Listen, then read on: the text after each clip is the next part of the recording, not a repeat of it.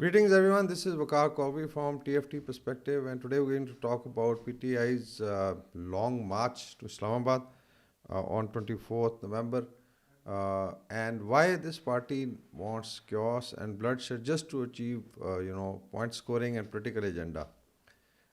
Incidentally, there have been mixed signals coming from within the party ranks, and if you look at different leaders, whether it is Ali bin Gandapur in KP, Busha Bibi, the Honorable Lady, or the Punjab's PTI chapter, or then, uh, the guys who control PTI actually from North America, you find mixed signals.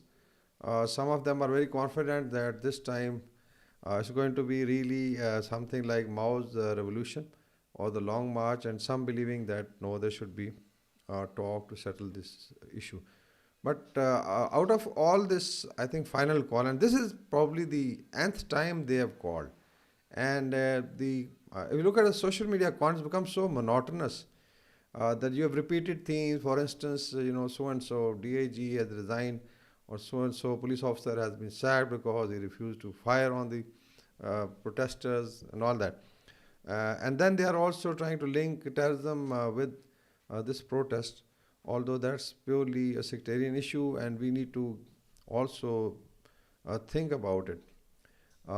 So, coming to, I think, the more damaging thing which happened was Busha Bibi's involving the Saudi government into it, which is really unfortunate. And there are now observers who are saying that, in case you are referring to when Imran Khan went there for performing Umrah, it was basically much before his fall. So it means that there is a gap, and probably there was nothing like a call which came from Kingdom of Saudi Arabia. But I think it has, to some extent, affected Pak-Saudi relation, although the government has gone into damage control. And then we had statements coming from different corners. But unfortunately, when she said that a particular state made a call, and they said that they were getting rid of Sharia, and here you have brought somebody, whatever. It's, I think, deliberately done, and there may be something linked to the Goldsmith and I think Zulfi Bukhari. We know Zulfi Bukhari is playing for whom. Basically, he follows the Zionist agenda and also to some extent sectarian agenda. He would like to damage Pak-Saudi relations. But I think Pak-Saudi relations are not that fragile that they will break because of some idiotic talk or narrative by somebody. But unfortunately, this has happened, and now we have people going to take some legal action.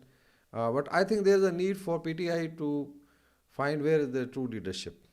Is it in Adiala jail? It is being controlled from the North American soil by the hostile agencies, because we know this guy Gibran is still a regular employee of the Secret Service or the CIA. And then we have a cabal of veterans also. Interestingly, we found that United Kingdoms and North America has been threatened by President Putin, and we also found that the British Chief of Army Staff came up with a statement that in case there is a threat, they will go to war immediately. And but he did mention that Britain army is at their smallest size since almost 18th century. So it means they need people. And there is now a news circulating on social media and some reference to CNBC that North America, NATO, and especially United Kingdoms, they are looking for veterans from Asia and Africa who have either an oath of allegiance to King Charles, being part of Canada, Australia, or UK, and they are settled there as citizens, or have dual nationality, or they are now, let's say, they have taken an oath on the US Constitution. So it actually bounds all such people to be able to fight, as conscripts in a coming war. So in case, as is being speculated, Third World War breaks out, there are chances that a lot of veterans who have a lot of experience, and since they are staunch Americans, British, or Canadian or Australian subjects or European subjects, they'll be enrolled into military to fight President Putin.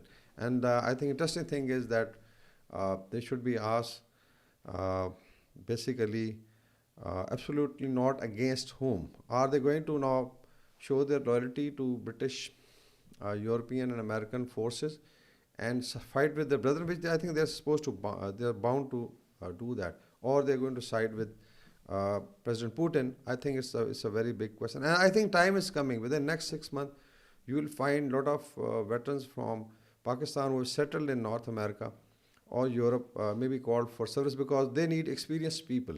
And the upper age limit is, I think, 70 years, as we are seeing it on social media. So this is going to be very, very interesting.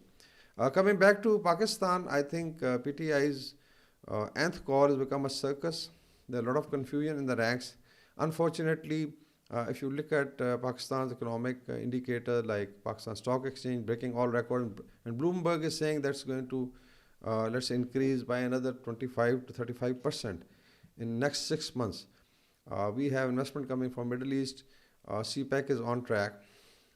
And then, of course, inflation is coming down, although there are still challenges related to IPPs. But somehow this party wants chaos, this party wants bloodshed or link anything. Even if there are terrorist attacks, I've seen them celebrating. I don't know. So maybe they are controlled from Bengaluru or Washington. It's a very unfortunate saga. But let's see how the long march comes on 24th November. And I hope this is going to be the final call for that great revolution. And maybe PTI doesn't have to again call for another final call.